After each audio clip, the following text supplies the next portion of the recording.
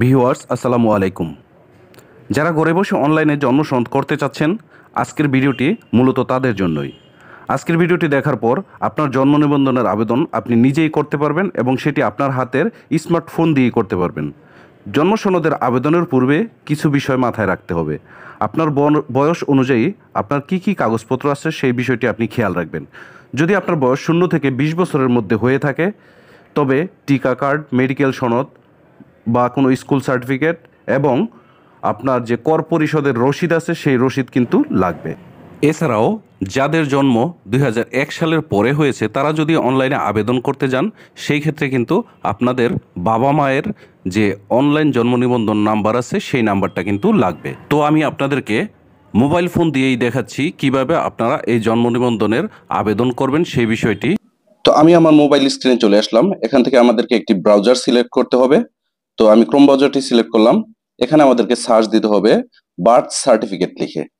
তো আমি birth certificate লিখে এখানে সার্চ দিলাম। সার্চ দেওয়ার পর দেখতে পাচ্ছেন আমার সামনে অনেকগুলো ওয়েবসাইট চলে আসছে। এখানে যে হোম পেজ লেখা একটি ওয়েবসাইট দেখাচ্ছে bdris.gov.bd। আপনারা যদি এটা না পান আমি আমার ডেসক্রিপশন বক্সে এই ওয়েবসাইটটির লিংক দিয়ে দেবো, আপনারা সেখান থেকেও যেতে পারবেন। তো এটার উপরে ক্লিক করার পর এমন একটি ইন্টারফেস আসবে।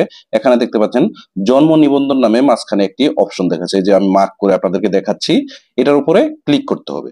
তো এটার উপরে ক্লিক করার পর আপনাদের সামনে এমন একটি ইন্টারফেস চলে আসবে। এখানে দেখতে পাচ্ছেন জন্মস্থান এবং স্থায়ী ঠিকানা দুটি অপশন দেখাচ্ছে। আপনি যেই ঠিকানায় করতে চান সেটা মার্ক করে দিবেন, অথবা নিচে দেখতে পাচ্ছেন একটি টিকমার্ক বক্স দেখাচ্ছে। এটার উপরে টিকমার্ক করলে আপনি যদি দেশের বাহিরে থেকে করতে চান তাহলে আপনি দেশের নাম লিখে দিবেন। তারপরে যে খালি ঘরটা আছে সেখানে আপনি যে দূতাবাসের আন্ডারে আছেন সেই দূতাবাসের ঠিকানাটা লিখে দিবেন। তো যেহেতু আমি জন্মস্থানের ঠিকানায় করতে চাই, তো ওটা টিকমার্ক উঠিয়ে দিয়ে তারপরে পরবর্তী অপশনের উপরে ক্লিক করব। পরবর্তী অপশনের উপরে ক্লিক করার পর আমাদের সামনে এমন একটি ইন্টারফেস চলে আসবে। এখানে দেখতে পাচ্ছেন নাম, প্রথম অংশ বাংলা, তারপরে হচ্ছে শেষ অংশ বাংলা, তারপর প্রথম অংশ ইংরেজি, তারপর শেষ অংশ ইংরেজি। অর্থাৎ আমার নাম মোহাম্মদ নাসির উদ্দিন। তো আমি লিখবো প্রথমে মোহাম্মদ নাসির, তারপরে লিখবো উদ্দিন। এইভাবে করে এই ফর্মটা আমি ফিল আপ করে তারপরে আপনাদের সাথে আবার পুনরায় কথা বলতেছি। তো দেখতে পাচ্ছেন অলরেডি কিন্তু আমার ফর্মটি ফিল আপ হয়ে গেছে। তো প্রথমে আমি আমার নামের প্রথম অংশ দিয়ে দিয়েছি, তারপরে শেষ অংশ দিয়ে দিয়েছি বাংলায়, তারপরে ইংরেজিতে নামের প্রথম অংশ দিয়েছি, তারপরে ইংরেজিতে নামের শেষ অংশ দিয়েছি। তারপরে এখানে জন্ম তারিখ দিতে হবে। তো আমি জন্ম তারিখটি আমার বসিয়ে দিয়েছি। এখানে যেহেতু আমি ডেমো একটি করতেছি, এখানে আমি 1999 সাল দিয়েছি। তো যখন আপনি জন্ম সালটা ফিল আপ করবেন তখন একটি পপআপ আকারে একটি আপনার কাছে অপশন চলে আসবে, যে দুইটা কাগজের কথা লেখা থাকবে ওখানে, যে সার্টিফিকেট এবং এই যে কর রসিদের কথা আমি আগে বলেছিলাম, সেই কর রসিদ যদি থাকে ওইটার উপরে আপনি ইয়েস ক্লিক করে দিবেন, তাহলেই শেষ। তো যেহেতু 1999 আমি সিলেক্ট করছি, তো আমার 2001 সালের পূর্বে তো কি ঘটে সেটা আমি পরবর্তীতে আপনাদেরকে ক্লিয়ার করছি।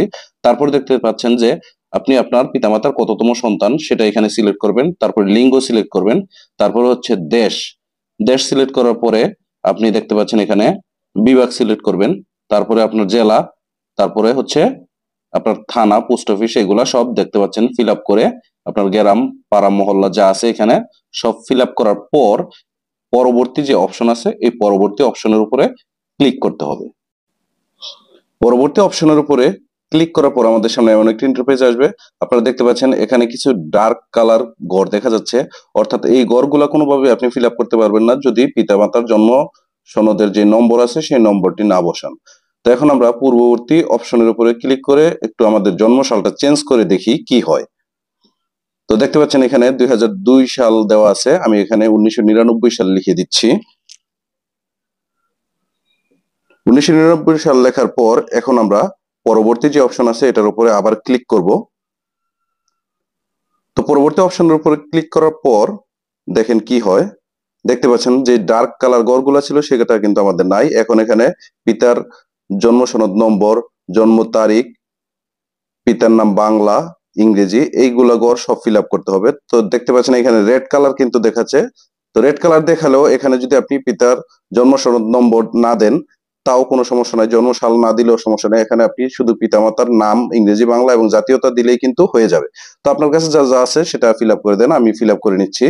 এই যে আমি ফিল আপ করে ফেললাম, পিতার জন্ম সাল দিয়েছি, তারপরে হচ্ছে পিতার নাম বাংলা, ইংরেজি এবং জাতীয়তা, এটা ফিল আপ করে পিতামাতার দুইটাই ফিল আপ করলাম। করার পর এখন আমি পরবর্তী যে অপশন আছে সেই পরবর্তী অপশনের উপরে আবার ক্লিক করব। ক্লিক করার পরে এখানে দেখতে পাচ্ছেন দেখাচ্ছে জন্মস্থানের ঠিকানা এবং স্থায়ী ঠিকানা যদি একই হয় তাহলে এই যে টিক মার্কের উপরে এখানে টিক মার্ক দিয়ে দিবেন খালি ঘরটার উপরে, তাহলে কিন্তু অটোমেটিক এটা ফিল আপ হয়ে যাবে। দেখতে পাচ্ছেন আমি টিক মার্ক দিয়ে দিলাম। সেম নিচেরটাও আপনি এভাবে টিক মার্ক দিয়ে দিবেন, তাহলে ফিল আপ হয়ে যাবে। আর যদি আপনারটা অন্যান্য হয় তাহলে কিন্তু আপনি হাতে লিখে দিবেন। তারপরে পরবর্তী অপশনের উপরে ক্লিক করব। তো পরবর্তী অপশনের উপরে ক্লিক করার পর এমন একটি ইন্টারফেস চলে আসবে। এখানে দেখতে পাচ্ছেন আবেদনকারীর সহিত সম্পর্ক, ব্যক্তি সম্পর্ক, অর্থাৎ আপনি নিজের না অন্যান্য। তো আমি নিজ এটাকে সিলেক্ট করে দিলাম। দেওয়ার সাথে সাথে কিন্তু নামটা চলে আসলো। নাম চলে আসার পর এখন দেখতে পাচ্ছেন নিচে কিন্তু দেখা যাচ্ছে যে সবুজ চিহ্ন সংযোজন লেখা আছে, অর্থাৎ এখানে আপনি ফাইলগুলো আপনার অ্যাড করবেন। তো কি ফাইল অ্যাড করবেন আপনি? এখানে ওই যে বলে আসছি আপনাকে যে কর রসিদ এবং আপনার সার্টিফিকেট যেটা আছে সেটা ফিল আপ করতে হবে। তো এখানে কিন্তু 2 মেগাবাইটের বেশি আপনি ব্যবহার করতে পারবেন না। তো আপনি ক্যামেরা দিয়ে ছবি উঠালে কিন্তু আপনার এটা অনেক বেশি হয়ে যায়। তো কিভাবে এটা আপনি কমাবেন সেটা আমি ভিডিওর শেষ অংশে আপনাকে দেখে দেবো কিভাবে আপনি মেগাবাইটটা কমিয়ে নেবেন। তো এখন আমরা এখানে সংযোজন করব। সংযোজনের উপরে ক্লিক করার পর আপনি আপনার ফাইলটাকে সিলেক্ট করবেন। তো আমি আমার ফাইলটা সিলেক্ট করছি। দেখতে পাচ্ছেন প্রথমে কর রসিদের যে ছবিটা আমি উঠিয়েছি সেটা এখানে সংযোজন করে নিচ্ছি। তারপরে আবার প্লাস চিহ্নের উপরে ক্লিক করে আমাদের যে সার্টিফিকেটটা আছে সেটা আমরা অ্যাড করে নিব। দেখতে পাচ্ছেন সার্টিফিকেটটাও অ্যাড করে নিলাম। এখন আমরা এখান থেকে ফাইল টাইপ এটার উপরে ক্লিক করে আমাদের কোন ফাইল এটা সিলেক্ট করে দিতে হবে। যে প্রথমটা আমার হচ্ছে কর রসিদ, যে পিতামাতা মাতামহ এদের যে স্থায়ী ঠিকানা কর রসিদ আছে দেখতে পাচ্ছেন, এই কর রসিদ এটার উপরে টিক মার্ক দিয়ে দেব। তারপর তারপরে দেখতে পাচ্ছেন এখানে আমার সার্টিফিকেট যেটা আছে উপরেরটা এটা সিলেক্ট করে দেব। দেওয়ার পর আপনারা দেখতে পাচ্ছেন এখানে সেন্ট লেখা আছে, এই ব্লু কালারের যে ঘরটা আছে এই সেন্টের উপরে ক্লিক করলে কিন্তু আমাদের এই ফাইলগুলো সেন্ড হয়ে যাবে। দেখতে পাচ্ছেন এই যে সেন্টের উপরে ক্লিক করলাম, আমাদের ফাইলগুলো সেন্ড হয়ে গেল। এখন পরবর্তী যে অপশন আছে এটার উপরে আমাদেরকে ক্লিক করতে হবে। তো আমি এই পরবর্তী অপশনের উপরে ক্লিক করলাম। ক্লিক করার পরে কিন্তু আমার পুরো ফাইলটা এখানে চলে আসলো, যে আমার পুরো ফিল আপ করলাম এতক্ষণ যেটা আমি সবকিছু ঠিকানা সহ সবকিছু এখানে চলে আসছে দেখতে পাচ্ছেন আপনারা। তারপরে সবার নিচে আপনারা দেখতে পাচ্ছেন এখানে যে ইমেইল এবং ফোন নাম্বার আমি আপনাদেরকে মার্ক করে দেখাচ্ছি। এই যে খালি ঘরটা এখানে আপনি আপনার ইমেল নাম্বারটা বসিয়ে দিবেন, অর্থাৎ যেটা আপনার সচল ইমেল আছে সেটা, এবং একটি সচল মোবাইল নাম্বার বসিয়ে দিবেন। এবার ওটিপি পাঠান, এটার উপরে ক্লিক করবেন। ক্লিক করলে আপনার মোবাইলে একটি ওটিপি চলে আসবে, সেই ওটিপিটা এখানে বসিয়ে দিবেন। বসিয়ে দিলে তারপরে এখান থেকে আপনি সাবমিট করে দিবেন। দেখতে পাচ্ছেন এই যে সাবমিট যে অপশন আছে, এই সাবমিট করে দিলেই কিন্তু আপনার কাজ শেষ। তারপর আপনার মোবাইলে এসএমএস চলে আসবে। সেই এসএমএস এর মাধ্যমে আপনাকে একটি ফাইল দেওয়া হবে এবং একটি নাম্বার দেওয়া হবে। আপনি সেই ফাইলটা ডাউনলোড করে কম্পিউটার দোকানে গিয়ে আপনি কম্পিউটার থেকে প্রিন্ট দিয়ে নেবেন, এবং আপনি যেই ডকুমেন্টস গুলো সাবমিট করেছিলেন সেই ডকুমেন্টস গুলাও আপনি প্রিন্ট দিয়ে নেবেন। তারপরে এই কাগজপত্রগুলো নিয়ে আপনার যে ইউনিয়ন পরিষদ আছে সেই ইউনিয়ন পরিষদে চলে যাবেন। সেখানে গিয়ে আপনি তাদেরকে দেখাবেন। তারপরে তারা এটা যাচাই বাছাই করে তাদের যে রেজিস্টার আছে সেখানে এন্ট্রি করবে, এবং আপনাকে কিন্তু তারা জন্ম নিবন্ধন নম্বর এবং জন্ম সনদ দিয়ে দিবে। তো আশা করি আপনারা বুঝতে পেরেছেন কিভাবে আপনি অনলাইনে ঘরে বসে আপনার হাতের মোবাইল দিয়ে জন্ম নিবন্ধনের জন্য আবেদন করবেন। এখন আমি আপনাদেরকে দেখিয়ে দেব কিভাবে আপনি সেই বড় ফাইলগুলোকে মেগাবাইট কমিয়ে খুব ছোট ফাইল করবেন, সেই অপশনটি আপনাদেরকে দেখিয়ে দিচ্ছি। তো আপনি আপনার মোবাইলের ক্রোম ব্রাউজারে চলে যাবেন। ক্রোম ব্রাউজারে গিয়ে এখানে আপনাকে সার্চ দিতে হবে SQUOOSH, স্কোশ লিখে আপনি এখানে সার্চ দিবেন। সার্চ দেওয়ার পর দেখতে পাচ্ছেন প্রথমে যে ওয়েবসাইটে চলে আসছে এটার উপরে ক্লিক করবেন। ক্লিক করার পর মাঝখানে যে প্লাস চিহ্ন দেখতে পাচ্ছেন এটার উপরে ক্লিক করবেন। ক্লিক করার পর যদি কোনো অ্যালাউ চায় আপনি অ্যালাউ করে দিবেন। এখন আমি যে ছবি উঠিয়েছি সেই ফাইলটা এখান থেকে আমি সিলেক্ট করে দেব, এটা আমি দিলাম।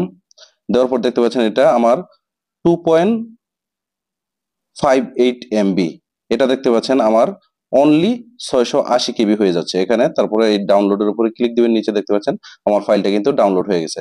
আশা করি বুঝতে পেরেছেন আপনি যে কোনো ফাইল এভাবে কিন্তু খুব সহজেই খুব ছোট করে নিতে পারবেন।